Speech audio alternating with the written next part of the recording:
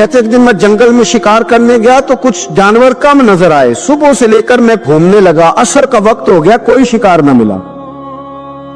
اب میرے دل کے اندر یہ ڈر تھا کہ اگر مغرب مجھے یہی ہو گئی تو مجھے کوئی درندہ کوئی جانور پریشان کرے گا۔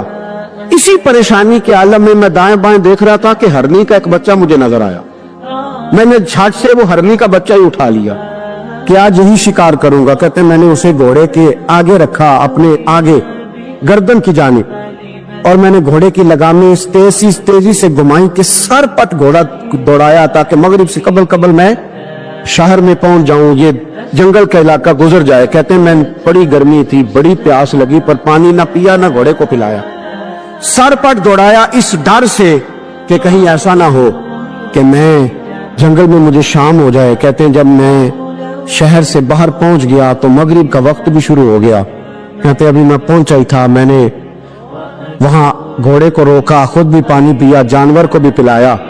کہتے ہیں ذرا میں نے آنکھ اٹھا کے دیکھا تو جس ہرنی کا میں بچہ لایا تھا وہ بھی دوڑتی ہوئی میرے پیچھے آ گئی۔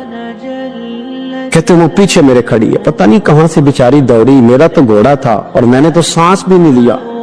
1.5 گھنٹہ 2 گھنٹے میں بھگاتا لایا اس جلدی میں کہ باہر آنا ہے۔ کہتے ہیں پلٹ کے دیکھا تو اس کی سانس پھولی ہوئی ہرنی کی اور للچائی نظروں سے مجھے دیکھ رہی ہے۔ دل کے ایک کونے سے آواز آئی کہ آج تو 2 شکار ہو گئے۔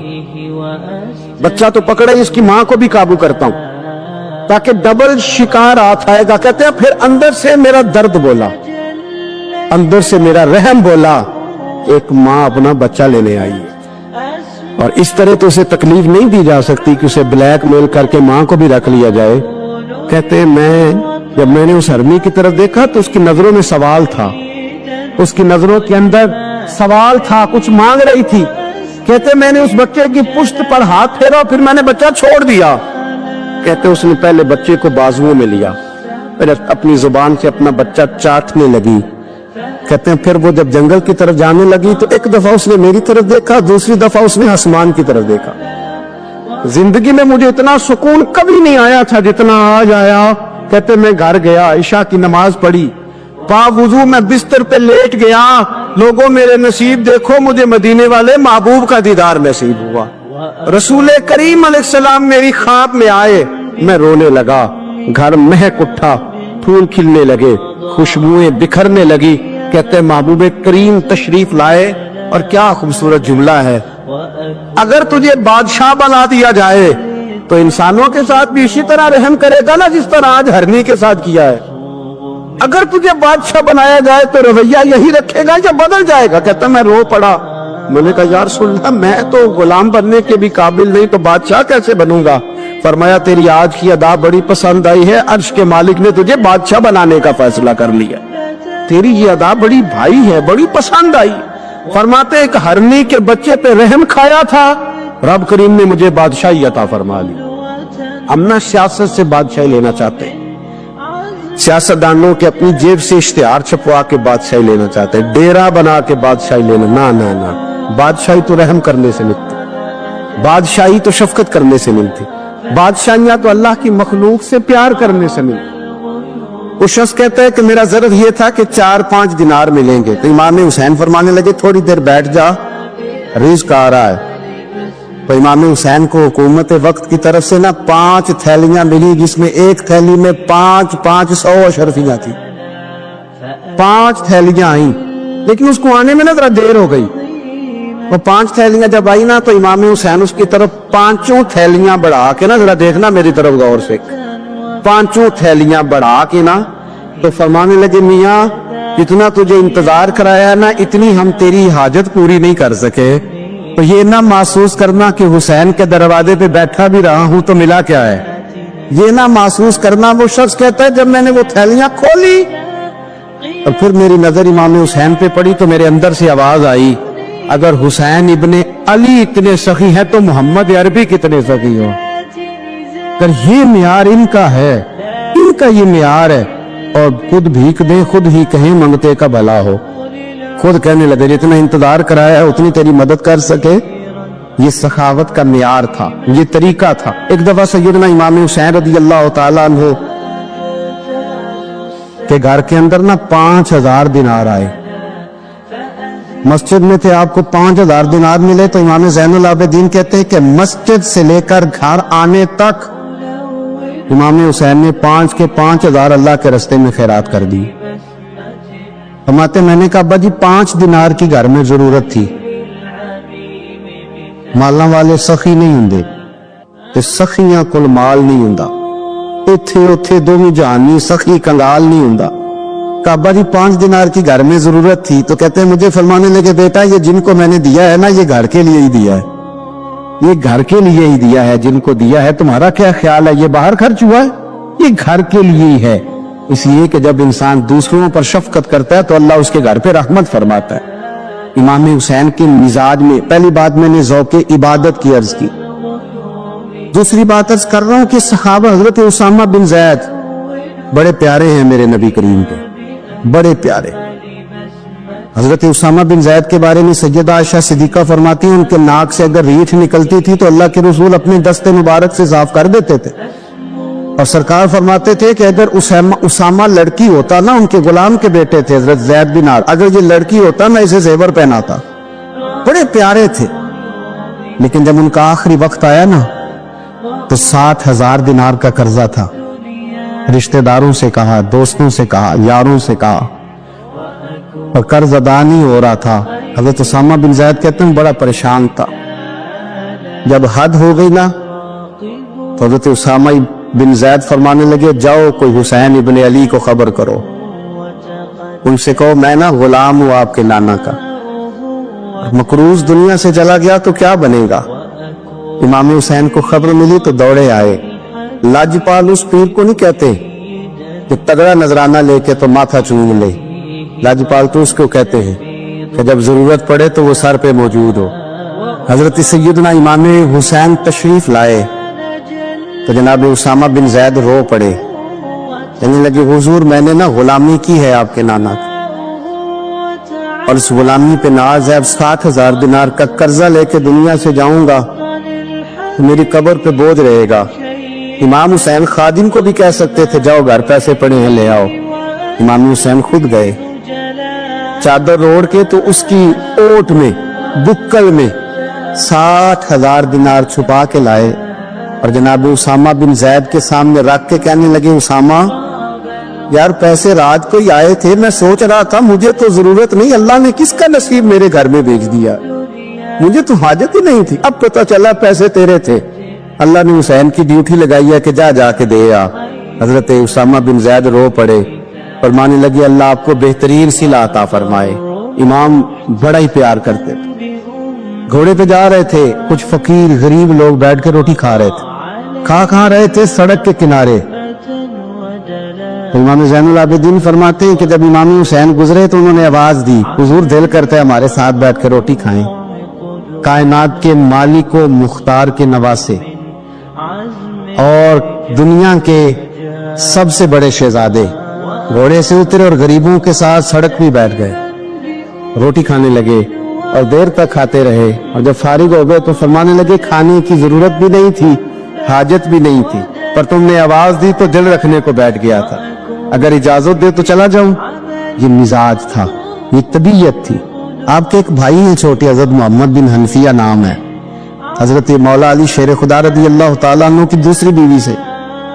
ایک دن حضرت امام حسین ان کے گھر میں بیٹھے تھے تو کسی بات میں نا اختلاف رائے ہو گیا, تو امام علی مقام ناراض ہو گئے, فرمایا آج کے بعد تیرے گھر نہیں آؤں گا. رومال اٹھایا چلے گئے. لوگوں نے حضرت محمد بن حنفیہ رضی اللہ تعالیٰ عنہ سے کہا حسین تو ناراض ہو گئے, کبھی نہیں آئیں گے. آپ فرمانے لگے بھائی تمہارا ہے کہ میرا؟ جی بھائی تو آپ کے ہیں. فرمایا اگر کہو تو چند منٹوں میں حسین واپس آئے. کہا جناب ناراضگی ہو گئی ہے. فرمایا ناراضگی ہوئی ہے پر میں اس کے دل کی نرمی کو تو جانتا ہوں, اس کے مزاج کے اندر جو محبت ہے اس سے تو ابھی آئے. کہا جناب وہ کیسے؟ فرمانے لگے دیکھنا ذرا.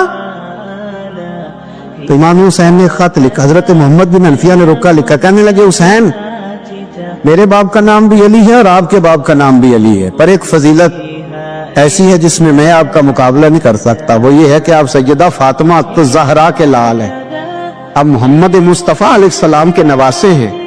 کہنے لگے بھائی جان آپ نے نانا جان کی وہ حدیث تو سنی ہوگی کہ دو لوگ ناراض ہو جائیں تو جو صلح پہلے کرے جنت میں پہلے جائے گا. فرمانے لگے دل میرا کر رہا تھا کہ پہلے صلح کر لوں، لیکن پھر بڑے بھائی کو پشت کروں گا جنت میں جاتے ہوئے. یہ بھی تو بے ادبی ہے نا. اب خط میں نے لکھ دیا ہے، آپ کا جو ارادہ ہو. امام حسین نے خط پڑھا تو آنکھوں میں آنسو آ گئے. پھر سے رومال اٹھایا. بچے پوچھنے لگے کہاں جا رہے؟ کہا بھائی کے گھر جا رہا. آپ تو ناراض تھے. فرمایا تھا ناراض پر ہے تو میرا بھائی نا. ہو گئی بات ختم. بڑی دل میں نرمی، طبیعت میں سوز، لہجے میں گداز. حضرت امیر معاویہ رضی اللہ تعالیٰ عنہ نے ایک شخص کو بھیجا مدینہ منورہ شام سے. تو اس نے کہا میں نے امام حسین سے ملنا ہے، تعارف کیا ہے؟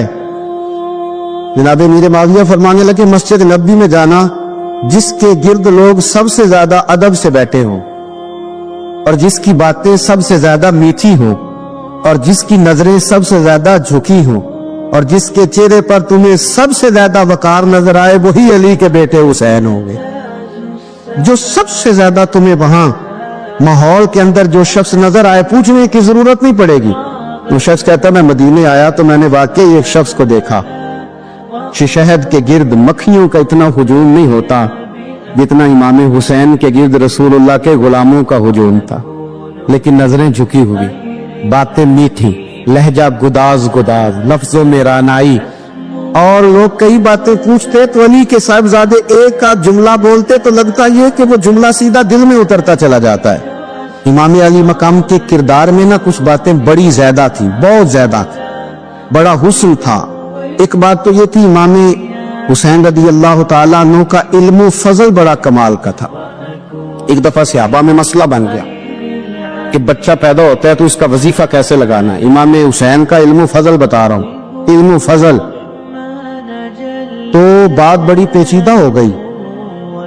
حضرت عبداللہ ابن زبیر کے پاس لوگ آئے، کہنے لگے کہ آپ بڑے صاحب علم و فضل ہیں، آپ نے حضور علیہ الصلوۃ والسلام کے ساتھ وقت گزارا ہے، تو مسئلے کو حل کریں کہ بچہ پیدا ہونے کے بعد حکومت اگر وظیفہ لگائے گی تو کب لگائے گی؟ جب بحث طول پکڑ گئی، مسئلہ حل نہیں ہوتا تھا، تو حضرت عبداللہ ابن زبیر کہنے لگے ہم سے نہیں حل ہوگا. ایک بندہ ہے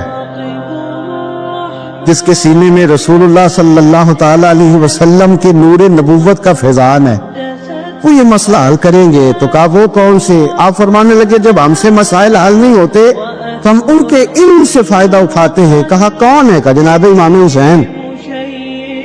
تو لوگ حضرت امام حسین کے پاس گئے کہ حضرت یہ ایک مسئلہ الجھ گیا ہے کہ بچہ پیدا ہو تو وظیفہ کب لگانا ہے. فرمایا الجھنے والی بات ہی کوئی نہیں. پیدا ہونے کے بعد جب وہ پہلی دفعہ آواز نکالے تو اس کا وظیفہ لگا دو. اس کا مطلب یہ ہے کہ وہ دنیا میں آ گیا ہے، اس نے اپنے آنے کا اظہار کر دیا ہے، اعلان کر دیا ہے، اب اس کا وظیفہ لگا دو. تو اس پر پھر صحابہ کا اتفاق ہو گیا. امام حسین کے علم سے، فضل سے لوگ فیض اٹھاتے تھے. حضرت سیدنا امام حسین کی شہادت کے بعد حضرت عبداللہ ابن زبیر رضی اللہ تعالیٰ عنہ نے قاتلان حسین سے خطاب کیا اور فرمانے لگے اللہ کی قسم تم نے اس شخص کو شہید کیا ہے جو راتوں کو لمبے لمبے قیام کرتا تھا، اور تم نے اس شخص کو شہید کیا ہے جس سے میں دن میں جب بھی ملتا تھا تو وہ روزے سے ہوتا تھا. تم نے اس شخص کو شہید کیا جو قائم اللیل تھا، صائم الدہر تھا. اس شخص کو تم نے شہید کیا. آپ کو پتہ ہے میدان کربلا میں جب 9 محرم کو ابن سعد نے امام حسین سے کہا کہ جنگ کرو، اگر یزید کی بیعت نہیں کرنی، تو امام حسین نے فرمایا ایک رات کی مہلت دے دو، ایک رات کی مہلت دے دو. حضرت امام زین العابدین کہتے ہیں میں نے اپنے والد گرامی سے عرض کی کہ ابا جی آپ جہاد سے دور جانے والے تو ہیں نہیں، آپ تو جہاد سے پیار کرنے والے، اور یہ بھی پتہ ہے مجھے کہ یہ جنگ اب ہو کے رہے گی، تو ایک رات کی مہلت لینے کا معنی کیا ہے؟ بھئی کل بھی لڑنا ہے اور رات بھی لڑنا ہے، تو ابا جی ایک رات کی مہلت. تو سیدنا امام حسین رضی اللہ تعالیٰ عنہ فرمانے لگے بیٹا رات کی مہلت اس لیے لی ہے کہ میں آج رات کھل کے اپنے رب کی عبادت کر لوں، میں استغفار کر لوں، میں لمبے سجدے کروں. اور کہا زین العابدین تو جانتا ہے نا کہ مجھے نماز سے، تلاوت سے، دعا سے اور استغفار سے بڑا پیار ہے. رسول کریم علیہ السلام نے فرمایا، جامع ترمذی میں موجود ہے، فرمایا میں جا رہا ہوں پر تمہیں دو بڑی بھاری بڑی وزنی چیزیں دے کے جا رہا ہوں، صحیح ستہ کی روایت، تو وزنی چیزیں تمہارے بیچ چھوڑ کے جا رہا ہوں، اگر ان کو تھام کے رہو گے تو کبھی گمراہی تمہارے پاس نہیں آئے گی۔ یا رسول اللہ وہ کون کون سی؟ فرمایا ایک اللہ کی کتاب دے کے جا رہا ہوں اور دوسرا اپنا خاندان دے کے جا رہا ہوں۔ اگر اہل بیت نبوت کو تھامے رہو گے، ہمارے بزرگوں نے لکھا ہے کہ یہ جو حضور نے کتاب اللہ اور پھر اپنی اہل بیت کا تذکرہ فرمایا تو اس کا مطلب یہ ہے کہ تھیوری دیکھنی ہوئی تو قرآن دیکھنا، اور پریکٹیکل دیکھنا ہوا تو علی اور فاطمہ کو دیکھنا، حسن اور حسین کو دیکھنا، ان کو دیکھنا۔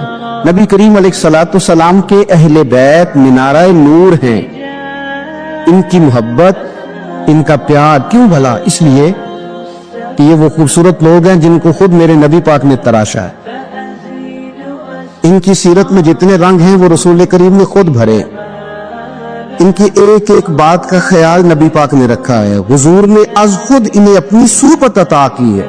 زیادہ دور نہیں تھا سیدہ فاطمہ کا گھر، مسجد نبوی کے ساتھ تھا، اللہ کے رسول دن میں 2 دفعہ جایا کرتے تھے، پھر بھی کبھی کبھی فرماتے فاطمہ میرا دل کرتا ہے آج میں رات تیرے گھر میں قیام کروں، تو سیدہ فاطمہ زہرا فرماتی ہیں کہ آمینہ کے لال اس طرح بھی میرے گھر میں قیام کرتے تھے کہ حضور چارپائی پہ لیٹتے تھے تو ایک کندھے پہ امام حسن کا سر ہوتا تھا اور دوسرے پہ امام حسین کا سر اقدس ہوتا تھا، اور فرماتی ہیں رات کو کبھی حسنین کریمین دودھ مانگتے تو میں اٹھتی دودھ دینے کے لیے، تو حضور فرماتے لیٹ جاؤ آج میرے ساتھ سوئے ہیں تو دودھ بھی میں ہی پلاؤں گا، تو محبوب اٹھتے ان کے لیے دودھ لاتے برتن سے نکال کے، حضور نے انہیں وقت دیا اور پھر ان کی چھوٹی چھوٹی چیزوں کا خیال رکھا۔ صحیح بخاری میں موجود ہے، تربیت پر توجہ دی۔ امام حسین تشریف لائے، ابھی عمر مبارک 7 سال کے قریب تھی، مسجد نبوی میں صدقے کی کھجوروں کا ڈھیر لگا ہوا تھا۔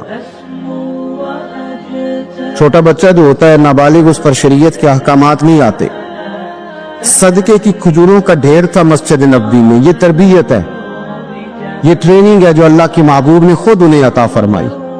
صدقے کی کھجوروں کا ڈھیر تھا، امام حسین حضور کے ساتھ آئے تو امام علی مقام نے ایک کھجور اٹھا کے منہ میں رکھ لی۔ شارحین نے لکھا ہے لگتا یہ ہے کہ کئی دنوں کی بھوک تھی، کیونکہ یہ فاقہ اہل بیت کا بڑا محبوب ہے، مجبور نہیں تھے، وہ تو خزانوں کے مالک تھے، پر غریبوں سے محبت کی وجہ سے فاقے کیا کرتے تھے، یہ ان کی پسند ہے فاقہ کرنا۔ تو ایک کھجور امام علی مقام نے رکھ لی تو اللہ کے رسول نے گلے میں انگلی ڈال کے نکال دی اور فرمایا حسین یہ صدقہ ہے، یہ میری اہل بیت کے لیے درست نہیں ہے۔ حضور نے خود تربیت کی، اور پھر سیدہ فاطمہ الزہرا نے اپنے بچوں کو تراشا، ان پر محنت کی۔ میں اکثر گزارش کرتا ہوں دوستوں سے، میں کہتا ہوں کربلا کا واقعہ کوئی حادثاتی نہیں ہے، اس کے پیچھے پوری ایک لاجک ہے، اس کے پیچھے پورا ایک فلسفہ ہے۔ ایسے ہی کوئی آدمی 3 دن بھوکا پیاسا رہ سکتا ہے؟ کسی آدمی کو صبح اس نے کھانا کھایا اور شام تک کھانا نہ ملے تو ٹانگیں کانپتی ہیں۔ رمضان المبارک میں عبادت کی نیت سے روزہ رکھنے والے بھی شام کو بڑے پریشان ہو جاتے، اور مسلسل 3 دن کھانا نہ کھایا جائے اور پانی نہ پیا جائے، اور حال یہ ہے کہ وہی آدمی تلوار لے کے میدان میں نکلے اور اس کی حالت یہ ہو کہ لوگ اس کے آگے دوڑنا شروع کر دیں، ہزاروں کی فوجیں تاب نہ لا سکے۔ علی کا گھر بھی وہ گھر ہے کہ جس گھر کا ہر ایک بچہ جسے دیکھو وہی شیر خدا معلوم ہوتا ہے۔ یہ کوئی آسان ہے؟ اس کے پیچھے پوری ایک اس کے پیچھے فلسفہ ہے۔ امام راضی کی تفسیر کبیر دیکھیے گا، حضرت امام حسین کی وہ شخصیت تھی کہ مشکات میں حدیث ہے، نبی پاک صلی اللہ تعالی علیہ وسلم کی چچی جناب ام فضل صبح صبح گھبرائی حضور کی بارگاہ میں آئی، عرض کی یا رسول اللہ صلی اللہ علیہ وسلم آج میں نے عجیب خواب دیکھا ہے، میں ڈر گئی ہوں۔ حضور نے فرمایا چچی کیا دیکھا؟ عرض کی حضور میں نے دیکھا ہے کہ آپ کے وجود کا گوشت کا ایک ٹکڑا کٹ کے میری جھولی میں آ گیا۔ حضور یہ کیا ہے؟ تو محبوب خواب سن کے مسکرائے، فرمایا چچی یہ پریشانی والا خواب نہیں، یہ تو خوشی والا خواب ہے، اللہ فاطمہ کو بیٹا عطا کرے گا اور وہ تیری گود میں کھیلا کرے گا، چونکہ وہ میرے وجود کا ٹکڑا ہوگا لہذا خواب تجھے یہ آئی ہے۔ تو امام حسین پیدا ہوئے، امام حسن کی عمر ابھی 11 مہینے تھی، تو نبی پاک نے امام حسین کو جناب ام فضل اپنی چچی کی گود میں دے دیا کہ فاطمہ کے لیے دونوں بچے سنبھالنا مشکل ہوگا۔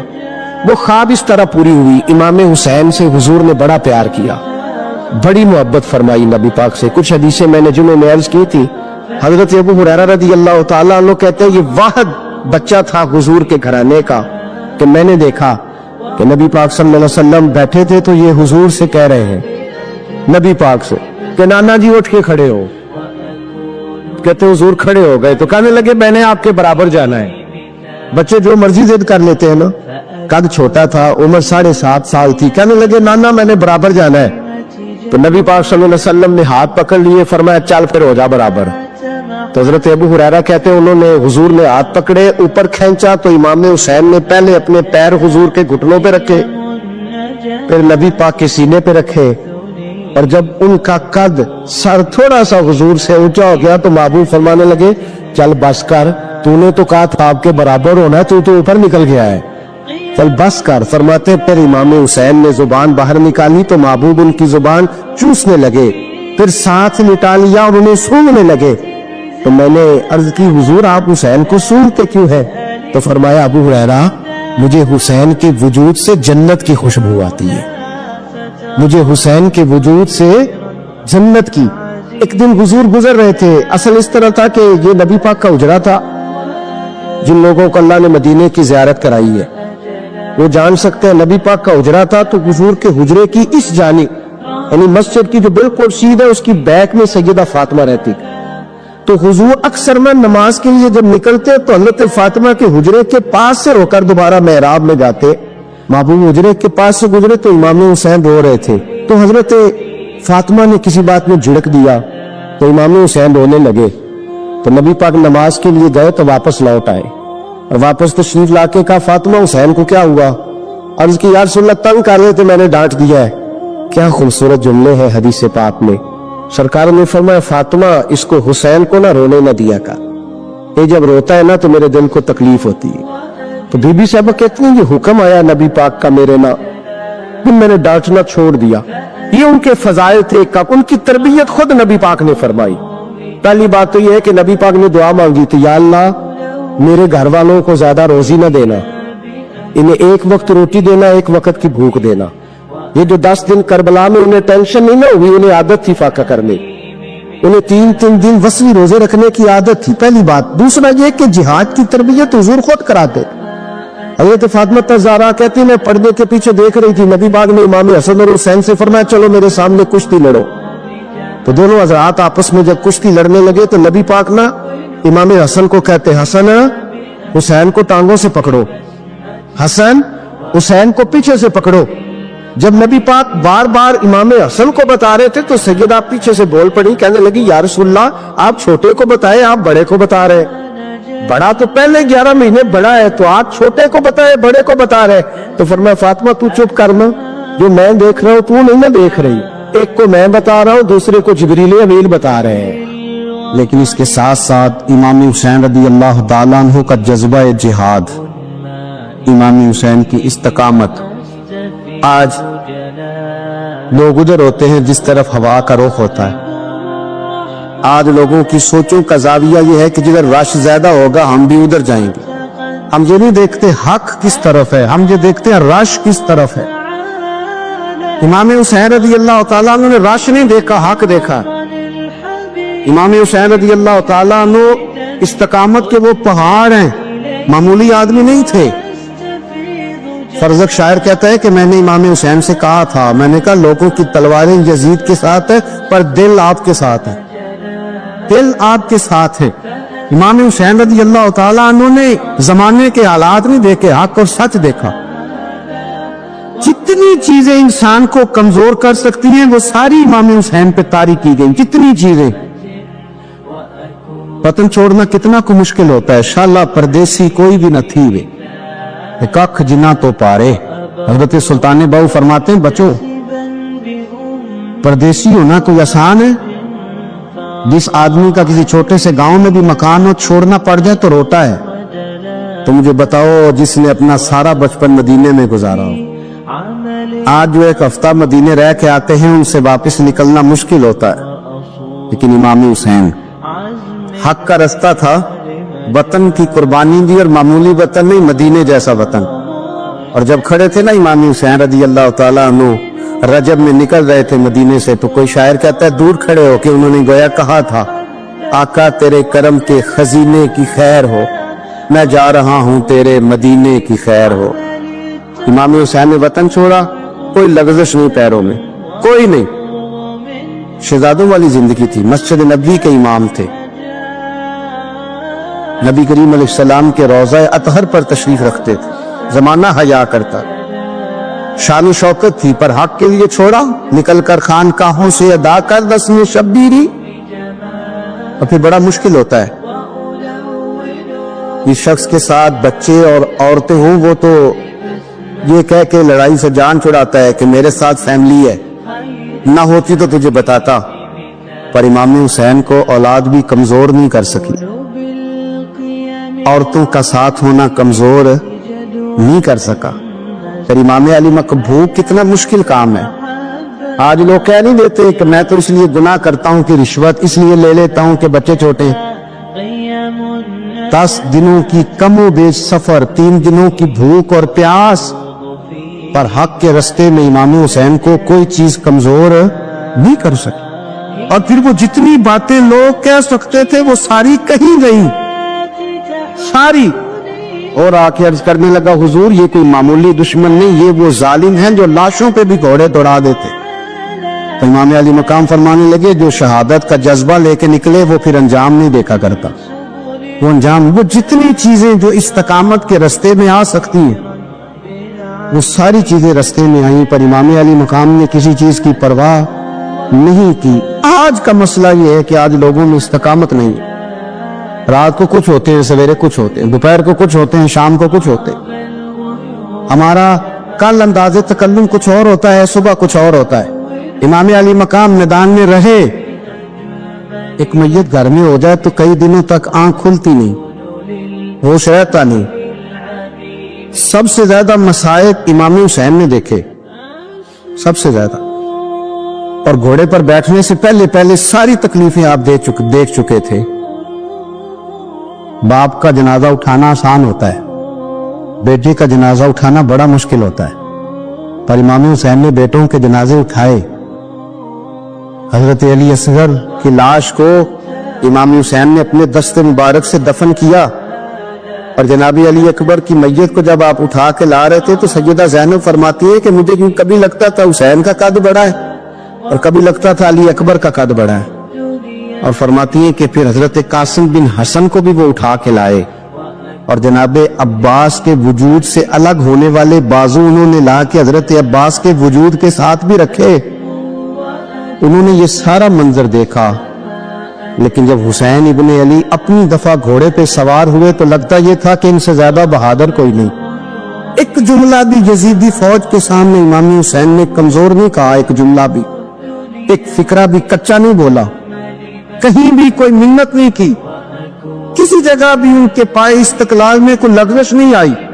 جب لوگوں کو پتہ چل جائے کہ اب سامنے موت ہی موت ہے، سوائے اس کے چارہ کچھ بھی نہیں، تو بہت ساری رخصت اور اجازت تو دین بھی دیتا ہے، پر امام حسین کسی جگہ کسی رخصت پر عمل کرتے نظر نہیں آتے، ڈٹ کے بات کی، ڈٹ کے، اور پھر جب میدان میں نکلے اللہ اکبر، تو ابن سعد کہنے لگا کہ اگر 2 کر کے ایک کر کے جاؤ گے تو یہ 45,000 کا لشکر سارا حسین کاٹ ڈالے گا، یک بارگی حملہ کرو گے تو بات، اتنی استقامت، اتنا۔ آج تو لوگ ڈپریشن کے مریض ہیں، آج تو لوگ ٹینشن کے مریض ہیں، ہر دوسری بات میں لوگ کہتے ہیں او بڑا، پر کس بات سے؟ مطلب کیا اپنی زندگی میں صرف جاب نہیں مل رہی، صرف بیماری آ گئی، صرف خرچہ نہیں گھر میں بڑا، کس بات کا ڈپریشن؟ امام حسین کی زندگی بتلاتی ہے وہ لوگ بھی کوئی دنیا میں کمال حاصل کر سکتے ہیں جو چھوٹی چھوٹی باتیں روتے ہیں، مال بھی ہے، جوانی بھی ہے، گھر بھی ہے، مکان بھی ہے، بچے بھی ہیں، عزت بھی ہے، صرف پیسے نہیں، اور انسان ہے کہ آنکھیں نہیں کھل رہی، وہ سمجھتا ہے میں کسی کام کا ہی، فقط پیسے نہیں بس۔ او خدا کے بندو، امام علی مقام نے فرمایا سارا کچھ لٹا کے بھی جو میدان میں کھڑا رہے اسے حسین ابن علی کہا جاتا ہے، اسے حسین ابن علی کہا جاتا ہے۔ حسین ابن علی کی شان رفت کوئی کیا جانے، حسن جانے، علی جانے، نبی جانے، خدا جانے، کون جانے امام علی مقام کا معیار۔ تو امام حسین رضی اللہ تعالیٰ عنہ کی زندگی ہمیں بتاتی ہے کہ ذوق والی عبادت کرو، امام حسین کی زندگی ہمیں بتاتی ہے کہ جب تم سخاوت کرو تو پھر اپنی حیثیت سے بڑھ کر کرو، اور امام حسین کی زندگی ہمیں بتاتی ہے کہ دل میں کسی کے لیے کوئی بات نہ رکھو، صلح کرنے میں پہل کرو، محبتیں کرنے میں آگے بڑھو۔ اور امام حسین کی زندگی ہمیں بتلاتی ہے کہ جب دنیا میں تم نے کچھ کرنا ہے تو پھر ڈٹنا بھی سیکھو، پھر کھڑے ہونا بھی سیکھو۔ یہ نہ دیکھو کہ حالات، امام حسین نے ایک دن بھی حکومت نہیں کی، یزید نے 4.5 سال کی، لیکن قیامت تک دلوں کی حکومت امام حسین کی رہے گی، امام حسین کی رہے گی، اس لیے کہ ان میں استقامت تھی۔ امام حسین کے ساتھ اس وقت 72 لوگ تھے، لیکن آج کائنات کا ذرہ ذرہ امام حسین کے ساتھ ہے۔ اس کا مطلب ہے وقت لگتا ہے، نظریہ غالب آ ہی جایا کرتا ہے، تو استقامت والی زندگی گزارے۔